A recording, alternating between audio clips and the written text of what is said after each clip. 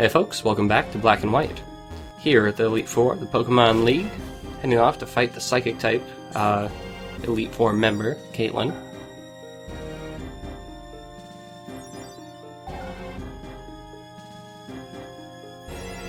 And yeah, Caitlin's kind of just Caitlin. She's not very remarkable. And the remarkable thing about her was that she appeared in a previous game, and that wasn't all that remarkable, to be honest.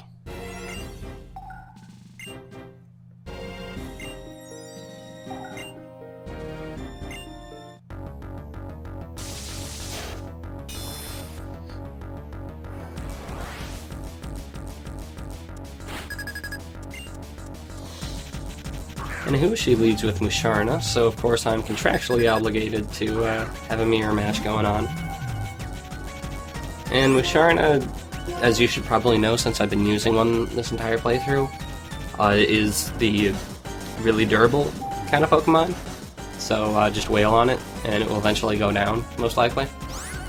It does like to put things to sleep, so either have something with Vital Spirit, or pack Awakenings, or full restores, or full heals, or whatever you so desire.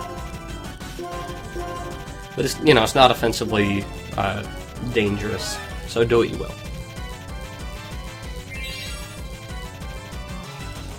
Reflect can be annoying if you're using physical attackers to get rid of these guys, which you might be, but it shouldn't be too much of a detriment, honestly. Like, just keep attacking, and eventually it'll go away. And Musharna takes enough turns to kill that it very well might, the Reflect might go away by the time you've defeated it, or at least very quickly after. So yeah, don't worry about it, wail on it, or use it as an opportunity to use Workup and get a bunch of stat ups. Because that's Lilo's strategy once again. I really wish there was some more diversity to Lilo's strategy against most of these trainers, but what are you gonna do? Well, you'll throw Marshal at me for one thing. I don't think that'll work for us. So we'll get to that in a few minutes. But yeah, nice thing about this matchup here is that Musharna loves to use sleep-inducing moves, but Lilo has Vital Spirit, which causes him to become unable to sleep, basically. And that means destroying things. It means you can't do anything to me. Ha! Except damage me. Shut up. Anyway, I was actually surprised that Musharna was able to deal over 50% to Lilo. So, kind of bugs me. Wasn't able to go into the next Pokemon full health, which I always enjoy doing. But oh well, went down relatively easy. Anyway, the highlight of Caitlin's team here is this new Metagross of hers. Metagross was introduced in 3rd generation as a pseudo-legendary, I believe the term is. Someone who has a base stat total of over 600, I think. I think Metagross qualifies, but the point is, it's a Steel Psychic type that has really good defensive typing, because it's Steel type, defensive stats, and a pretty good physical attack, and special attack. It's just, overall, pretty darn good. It's not incredibly amazingly remarkable in any of these one stats, but it's just so useful on a variety of fronts that I love to use it. Basically because it's a tank, and tanks are my favorite kind of RPG character role. You're better off preying on Steel type rather than a Psychic type. I believe all the Psychic type weaknesses are resisted by Steel, so you'll just get neutral effectiveness if you try to play on that. But if you use Ground or Fire or something of that sort, you can get super effectives on it, and you may very well need them, since it's Metagross. Anyway, Metagross is not exceedingly dangerous for Lilo, but still want to get healed. I was actually pretty surprised that Musharna dealt more damage than a Metagross to Lilo. Not sure what's up with that, but hey.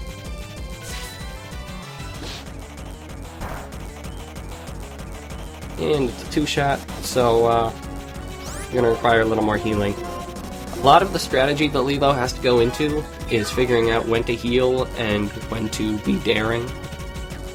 generally it's a good idea to go into the next Pokemon with next to full health, and Giga Impact helps that.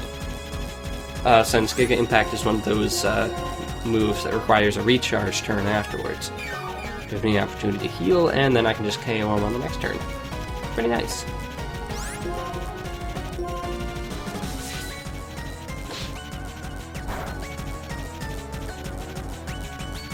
Now, I'm not sure if Crunch or Return would be doing more damage there. Crunch would be neutral, but it doesn't have the stab and isn't quite as strong. So, I probably did the calculations and figured out that Return is better. I'll trust myself. Anyway, Reuniclus, we've seen this guy before, we've seen his pre-evolutions before. Just deal with him as you have before. It's a pure Psychic type, there's nothing too special about it, unfortunately. Something that Caitlin could really use is some more creative, diverse stat or type combinations. Because there are some weird combinations. I mean, you got... Oh, you'd be stealing a lot of them from Lucian from the 4th generation games, but... I mean, you already covered Psychic Steel, alright. But there's Psychic Normal, there's Psychic Ice, there's... You have a Psychic Flying in this team somewhere, but... Just... some more creative... See, there's Siglif. Siglif is the dangerous... It's not dangerous, but it's the Psychic Flying. Unfortunately, you can just deal with it like you would any other Psychic type. So, yeah, it's not really utilizing its Psychic, or its Flying type very much. And so it goes down like a chump, like any other Flying type would, or any other Psychic type would. Unfortunate. And it isn't any more dangerous to Lilo. Okay, it outspeeds it, but... Ta-da! It's dying.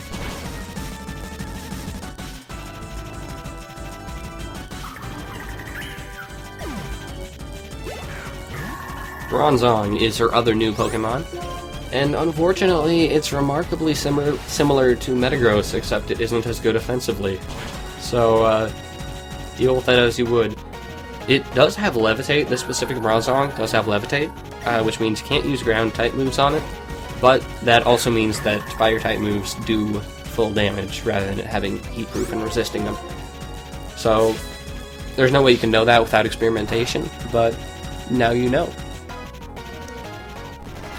But yeah, if you don't have either of those types, just deal with it as you would, as you did the Metagross, or just kill it with attrition, because that works well enough. And Gothitelle. Gothitelle is the one that makes me think, man, I wish she had swapped out some more of her Pokemon for other Pokemon of past generations. Gothitelle is so similar to Jinx, except it's not part Ice, and so it's a lot less interesting, I guess. Like, it dies, and yay. Whereas, you know, Jinx, you could use some fire moves on it, and you could dish out a blizzard or two, and yeah. But no, alas, no. It just goes down like a Psychic type. And that's it. That is Caitlin. I think she was more difficult the first time.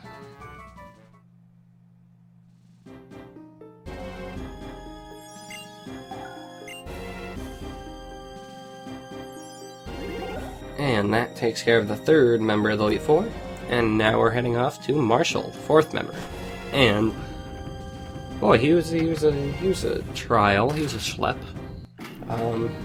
He's fighting type, if you recall correctly. And he is, I don't know, maybe it was just my team. And, I mean, clearly Lilo was at a disadvantage. But I definitely found him the most challenging, the Elite Four, every time I went through it. In my personal playthrough, the first time I went through with Black and White, and the second time I went through in Black and White. Now I will explore that topic as we fight him and see if I can diagnose the cause. But for now, let's battle. Now, I'm actually doing the editing a little bit differently for Marshall. I'm following the chronology of Lilo's fight against him rather than the team fight against him. Normally, it wouldn't really matter, but here, Lilo, the new strategy I'm trying for Lilo, it basically makes no sense if you see it out of order. So, go for Lilo chronology. Breloom here, Breloom, I don't know how to pronounce it. Introduced in the 3rd generation evolution of Shroomish. It is a grass fighting type that likes to use Spore, which is 100% accuracy sleeping move. So Lilo's Vital Spirit definitely came into play, being helpful there. And Sky Uppercut, also dangerous move, can miss though, and that's definitely a very useful thing that happens. And usually I would use the first Pokemon as a setup Pokemon, but here I really could not. Oh, and this is my new strategy, Substitute. I was standing up against this guy, having fought him many, many times, and like, I don't see how this is physically possible. So I look through my bag, see if I have anything that could help me, and I'm like, I have Substitute. I'll give that a try. And lo and behold, it worked. As you will see in the coming little matchups here. Mineshaow is actually the reason that I trained Lilo to such a high level. Without Mineshaow, I probably could have gone through all this with Lilo at about the same level as the black team members. But I absolutely needed to outspeed Mineshaow, which I'll get into in the next matchup against his next Pokemon. But it was actually 100% absolutely necessary.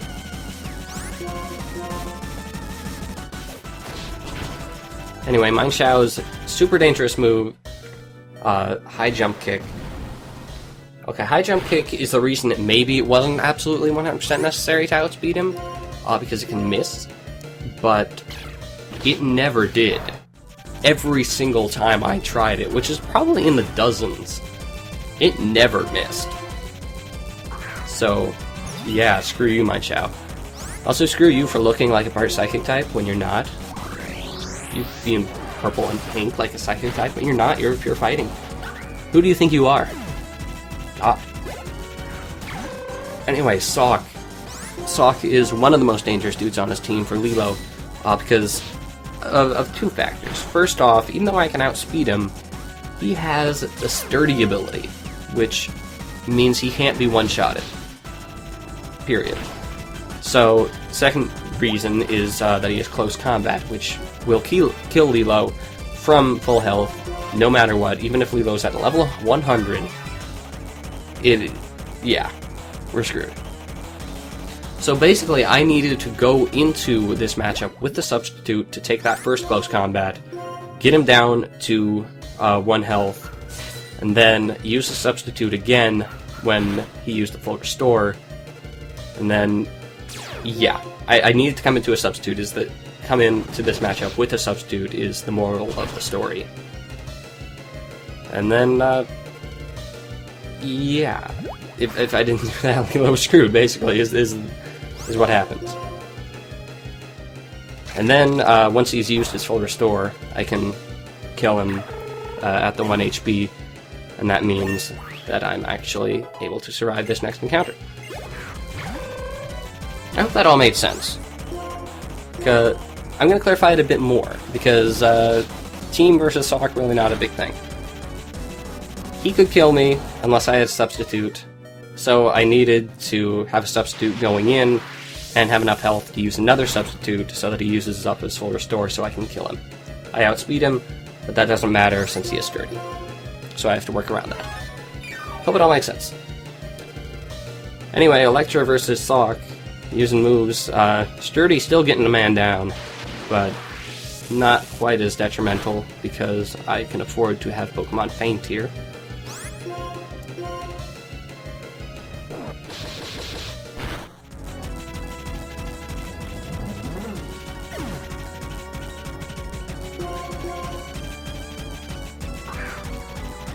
And then let's use some outspeeding capabilities.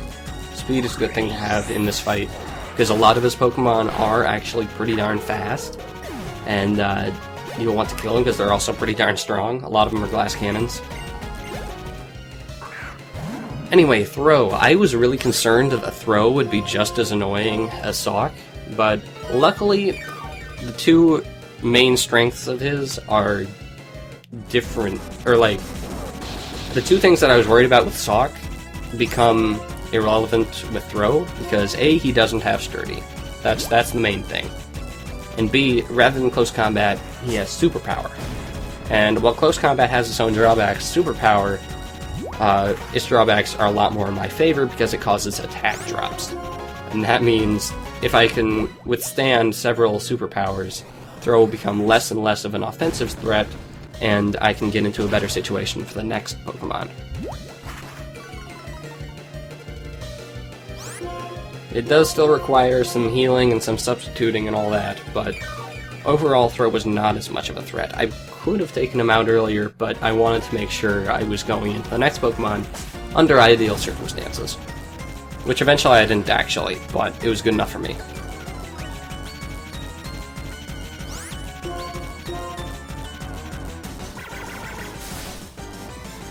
I mean, ideal circumstances basically here would have been Substitute and a few more workups. Throw was basically my workup Pokemon because I couldn't really do it on Breloom, or my Chow or Sock for that matter. So yeah, I had to work up here, and that was absolutely necessary to get rid of the next Pokemon.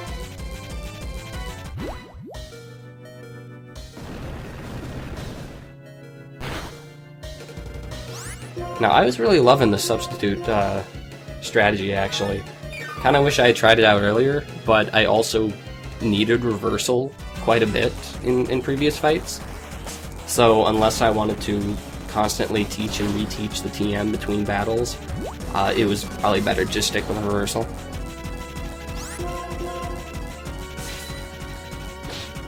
Anywho, finally Throw goes down. Not really sure why my past self decided not to use Substitute before heading into the next Pokemon, but overall it worked out. Anyway, Throw on this side, not too threatening. Throw is a little more defensively oriented than Sock, so you may have trouble one-shotting it if you were able to two-shot Sock because it has Sturdy, because it's a jerk. But really, if you dealt with Sock fine, you should be able to deal with Throw fine.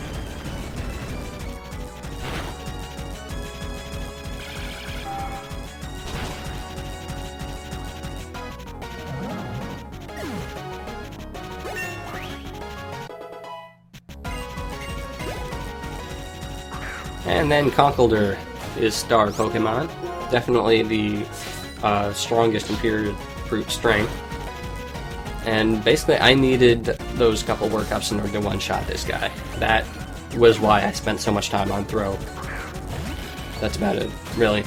He's actually really dangerous. He can one-shot Lilo if he so desires, like most of the Pokemon on this team. But yeah, I took care of him relatively quickly.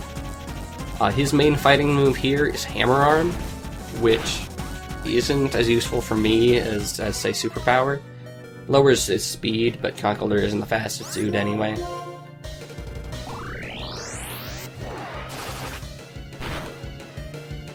And Conkeldurr goes down. He's just so weird looking.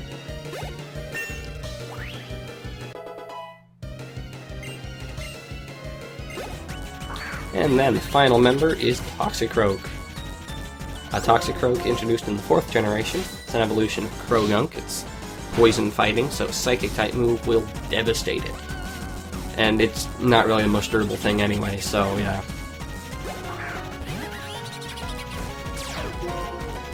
Anticipation is a little ability that indicates when its opponent has a super effective move. I guess it could be useful if your opponent was running a novelty set on a Pokemon that you weren't expecting, but whatever. As you can see, Psychic caused it to go down. And that takes care of Marshal. Definitely, I think the most challenging of the Elite Four here. I enjoyed this fight once I figured out how I was going to do it. And that took a little while.